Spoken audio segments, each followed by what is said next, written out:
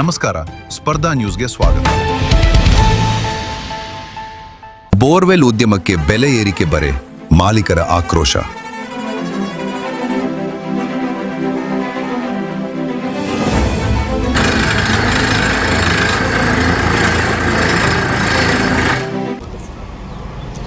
ನಮಸ್ಕಾರ, ನಾನು ನಾಗೇಶ್ ಅಂದ್ಬಿಟ್ಟು ಮಾನಸ ಹೈಟೆಕ್ ಬೋರ್ವೆಲ್ ಸಂಸ್ಥೆಯ ಮಾಲೀಕ. ನಾನು ಸುಮಾರು 35 ವರ್ಷದಿಂದ ಬೋರ್ವೆಲ್ ಉದ್ಯಮನ ನಡ್ಸ್ಕೊಂಡು ಬರ್ತಾಯಿದ್ದೀವಿ.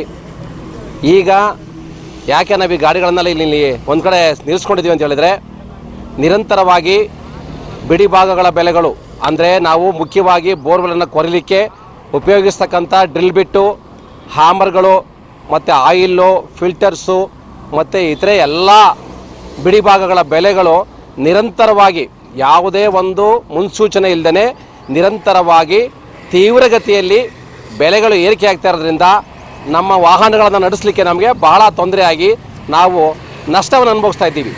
ಆ ಕಾರಣದಿಂದ ನಾವು ಬೆಲೆ ಏರಿಕೆ ಮಾಡ್ಕೊಳ್ತೇವೆ, ಡ್ರಿಲ್ಲಿಂಗ್ ಬೆಲೆಗಳನ್ನು ನಾವು ಏರಿಕೆ ಮಾಡ್ಕೊಳ್ತೇವೆ ಹೋದರೆ ಉದ್ಯಮದಲ್ಲಿರ್ತಕ್ಕಂಥ ಎಲ್ಲ ಉದ್ಯಮದಾರಗಳು ನಷ್ಟವನ್ನು ಹೊಂದಿ ನಾವೆಲ್ಲ ಗಾಡಿಗಳನ್ನು ಮಾರ್ಕೊಳ್ಳೋದು ಅಥವಾ ಏನೇ ಬೇರೆ ಒಂದು ಪರಿಸ್ಥಿತಿಗೆ ತಳ್ಳಲ್ಪಡ್ತೀವಿ ಅಂತವೆಲ್ಲ ನಾವು ಮನವರಿಕೆ ಮಾಡಿಕೊಂಡು ಈಗ ನಾವೆಲ್ಲ ಒಂದು ಕಡೆ ಗಾಡಿಗಳನ್ನು ನಿಲ್ಲಿಸ್ಬಿಟ್ಟು ಯಾವ ರೀತಿ ನಾವು ಮುಂದೆ ಬೆಲೆಗಳನ್ನು ನಿಗದಿಪಡಿಸ್ಕೊಳ್ಬೇಕು, ಮತ್ತು ಇದು ಗ್ರಾಹಕನಿಗೆ ಮತ್ತು ರೈತರಿಗೆ ಹೊರೆಯಾಗದಂತೆ ನಮ್ಮ ಮುಖ್ಯ ಉದ್ದೇಶ ನಾವು ಬೋರ್ವೆಲನ್ನು ಕೊರೆತಕ್ಕಂಥದ್ದು ರೈತರಿಗೆ ನೀರನ್ನು ಕೊಡಲಿಕ್ಕೆ.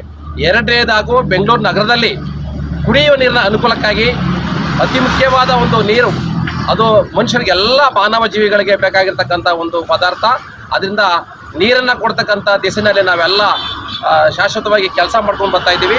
ಹಾಗಾಗಿ ಯಾವ ರೀತಿ ಇದನ್ನು ಹೊರೆಯಾಗದಂತೆ ರೇಟನ್ನು ನಿಗದಿಪಡಿಸ್ಕೊಳ್ಬೇಕು, ಉದ್ಯಮದಾರ ಯಾವ ರೀತಿ ಉಳಿಬೇಕು, ಅವರು ನಷ್ಟ ಹೊಂದಬಾರ್ದು, ಇವೆಲ್ಲವನ್ನು ಒಂದು ಪರಿಶೀಲನೆ ಮಾಡ್ಕೋಬೇಕು ಅಂತ ಹೇಳ್ಬಿಟ್ಟು ನಾವೆಲ್ಲ ಇಲ್ಲಿ ಈ ಭಾಗದಲ್ಲಿ ಓಡ್ತಕ್ಕಂಥ ಮಾಗಡಿ ರೋಡು, ಮೈಸೂರು ರೋಡು ಮತ್ತು ತುಮಕೂರು ರಸ್ತೆ ಮತ್ತು ಈ ಹೆಬ್ಬಾಳ ರಸ್ತೆ ಇರ್ಬೋದು, ಕನಕಪುರ ರಸ್ತೆ ಇರ್ಬೋದು, ಈ ಕಡೆ ಎಲ್ಲ ಭಾಗದಲ್ಲಿ ಓಡ್ತಾ ಇರ್ತಕ್ಕಂಥ ಕಾರ್ಯಾಚರಣೆ ಮಾಡ್ತಾ ಇರ್ತಕ್ಕಂಥ ಡ್ರಿಲ್ಲಿಂಗ್ ಮಾಡ್ತಾ ಇರ್ತಕ್ಕಂಥ ಎಲ್ಲ ವಾಹನಗಳನ್ನು ಒಂದೆಡೆ ನಿಲ್ಲಿಸ್ಕೊಂಡು ನಾವು ಮಾಲೀಕರುಗಳೆಲ್ಲ ಒಂದು ಕಡೆ ಸೇರಿಕೊಂಡು ಯಾವ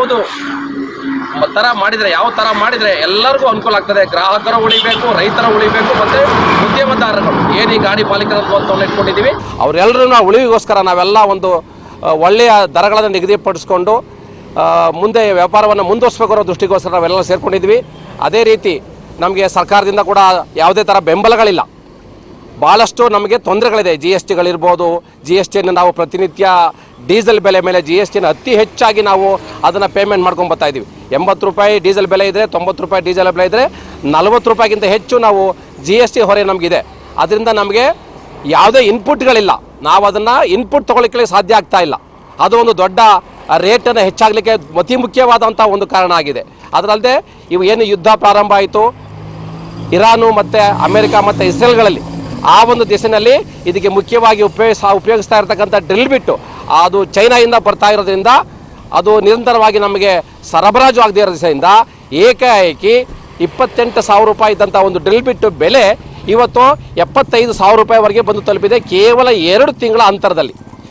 ಇದನ್ನು ನಾವು ಈ ಹೊರೆಯನ್ನು ಯಾವ ರೀತಿ ಮ್ಯಾನೇಜ್ ಮಾಡಬೇಕು, ಗ್ರಾಹಕರಿಗೆ ಇದು ಗೊತ್ತಾಗೋದೇ ಇಲ್ಲ. ಡೀಸೆಲ್ ಬೆಲೆ ಜಾಸ್ತಿ ಆದರೆ ಸ್ವಲ್ಪ ಕಣ್ಣಿಗೆ ಕಾಣುತ್ತೆ, ಪೆಟ್ರೋಲ್ ಬಂಕಲ್ಲಿ ನೋಡ್ತಾರೆ, TV ನೋಡ್ತಾರೆ.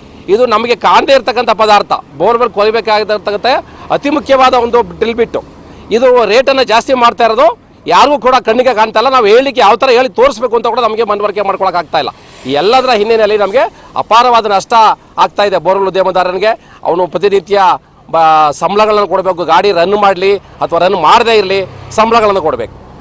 ಅದಲ್ಲದೆ ಇನ್ಶೂರೆನ್ಸನ್ನು ಕಟ್ಟಬೇಕು, ಟ್ಯಾಕ್ಸನ್ನು ಕಟ್ಟಬೇಕು, ಮತ್ತು ನಾವು EMIಗಳನ್ನು ಮುಖ್ಯವಾಗಿ ಇದೆಲ್ಲ 2.5 ಕೋಟಿ ರೂಪಾಯಿ ಬಂಡವಾಳ ಹೂಡಿರ್ತಕ್ಕಂಥ ಉದ್ಯಮ ಇದು.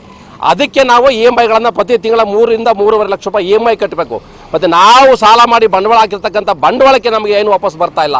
ಇದರೆಲ್ಲದರ ಹಿನ್ನೆಲೆಯಲ್ಲಿ ತೀವ್ರತರವಾದ ನಷ್ಟವನ್ನು ಅನುಭವಿಸ್ಕೊಂಡು ನಾವೆಲ್ಲ ವ್ಯಾಪಾರವನ್ನು ಮಾಡ್ತಕ್ಕಂಥ ಸ್ಥಿತಿಯಲ್ಲಿದ್ದೀವಿ. ಹಾಗಾಗಿ ನಮಗೇನಾದರೂ ನಾವೆಲ್ಲ ಉಳಿಬೇಕು ಅಂದರೆ ನಮ್ಮ ಗ್ರಾಹಕರು ಸಹಕರಿಸಬೇಕು, ಇಲ್ಲಿ ಸಪ್ಲೈಯರ್ ಸಹಕರಿಸಬೇಕು, ರೈತರು ಸಹಕರಿಸಬೇಕು, ಸರ್ಕಾರದ ನಮಗೆ ಸಹಾಯವೂ ಬೇಕು. ಸರ್ಕಾರದಿಂದ ಯಾವ ಥರದ್ದು ನಮಗೆ ಸಹಾಯ ಇಲ್ಲ, ಒಂದು ಸಣ್ಣ ಬೆಂಬಲ ಇಲ್ಲ, ಕಾರ್ಮಿಕರಿಗಾಗಿ ಒಂದು ಯೋಜನೆಗಳಿಲ್ಲ ನಮ್ಮಲ್ಲಿ. ಹೀಗಾಗಿ ಭಾಳಷ್ಟು ಒಂದು ನಿರೀಕ್ಷೆಯನ್ನು ಇಟ್ಕೊಂಡಿದ್ದೀವಿ ನಾವು ಈ ಒಂದು ವ್ಯವಸ್ಥೆಯಲ್ಲಿ. ಇದನ್ನೆಲ್ಲ ನಮಗೆ ಒಂದು ಸಹಕಾರ ಆದರೆ ಮಾತ್ರ ನಾವು ಇದರಲ್ಲಿ ಉಳಿಲಿಕ್ಕೆ ಸಾಧ್ಯ ಆಗ್ತದೆ. ಆದ್ದರಿಂದ ನಾವು ಇದನ್ನೆಲ್ಲ ನಿಲ್ಲಿಸ್ಕೊಂಡು ಈ ಕೂಡಲೇ 1-2 ದಿನಗಳಲ್ಲಿ ಒಂದು ಒಳ್ಳೆಯ ತೀರ್ಮಾನಕ್ಕೆ ಬರೋದಕ್ಕೋಸ್ಕರ ನಾವೆಲ್ಲ ಸೇರಿದ್ದೀವಿ. ಅಂತ ಹೇಳೋಕ್ಕೆ ನಾನು ಇಚ್ಛೆ ಪಡ್ತಾ ಇದ್ದೀನಿ.